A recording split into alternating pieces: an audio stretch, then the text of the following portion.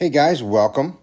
This is the quick periodic table video that we talk about. So we want to go over the periodic table so that you guys have an understanding of how it's laid out and how to use it. Now again, this may be the first time you've seen it. Maybe you've seen it hundreds of times. You had great chemistry before. Either way, we're going to dive into it now. So right here on the left side are your periods, which rows. So period 1 is across, period 2 is across, 3 is across, so on. All right, so you got your 7 periods. The vertical columns are groups. And it's group 1, 2, 3, all the way to 18. So those are groups. I just didn't have them labeled on this table. So 3, 4, 5, 6, 7, 8, 9, 10.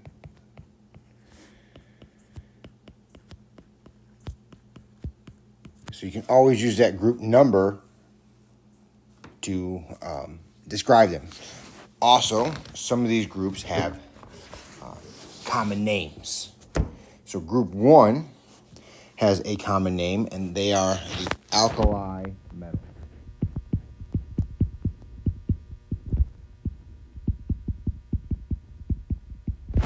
So group 1 are the alkali metals.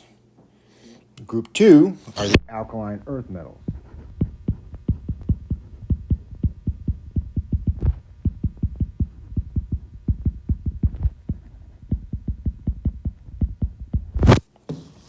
All right, so we got group 1 alkali metals, group 2 alkaline earth metals. So you can call them the alkali metals, you can call them group 1, and that's fine.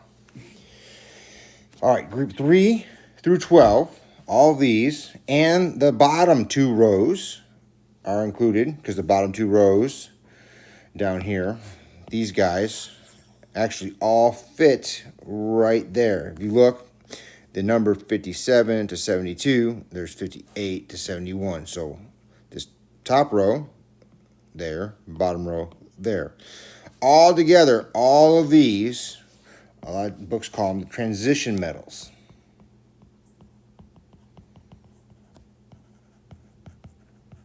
Some books call it the transition elements. Now with the bottom, right, the top row of the bottom are the lanthanides. Some books call them the lanthanoids.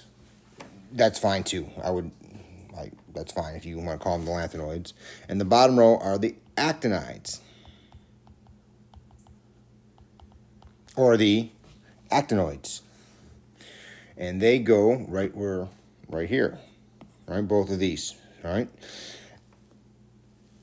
Now, if we go over to group 17,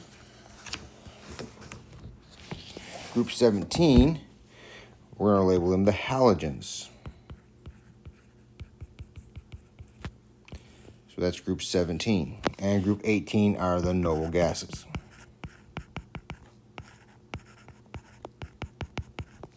So those are the 7 common families or groups that we have. Okay. Now, there are atoms. These are all atoms that we'll cover. And there are 7 diatomic elements. And these elements are 2 atoms together, how they exist when you find them. They are H2, so hydrogen, nitrogen, oxygen, fluorine, chlorine, bromine, iodine. So H2, N2, O2, F2, CO2, Br2, I2. Those are 7 diatomic elements. All right. Now, there are 2 elements that are liquid. Now, highlight them. The liquid elements, one is here. Mercury is liquid, and bromine is the other liquid. So those are our liquid. Oh, that's a highlighter.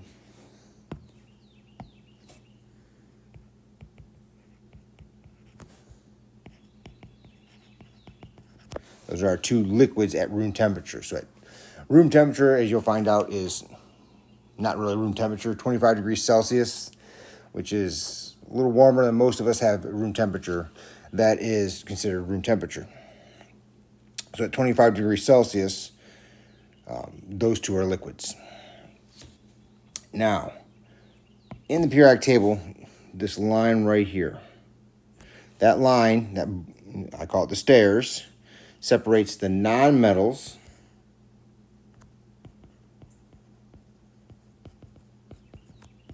which are on the right-hand side, or above the stairs, I like to call it, and the metals, which are below the stairs. That means more of the elements are actually metals. Now, there are some, like Si and Ge and As, so silicon, germanium, arsenic, antimony, tellurium, polonium. Like, some of those are semi-metals. They have properties of both metals and non-metals. We're not going to worry too much about that right now. Now, when we talk about atoms, we'll learn that, if you don't already know, so they all have protons, neutrons, electrons. Well, atoms can gain or lose electrons, and they form a charge. So they have preferred charges. Group 1 likes to be +1 when we talk about charge. Group 2 likes to be +2. Scandium likes to be +3 or 3+. Silver is +1. Zinc and cadmium are +2. Group 13 is +3. 14 is plus or -4. Then 15 is -3. 16 is -2. 17 is -1. And 18 is no charge.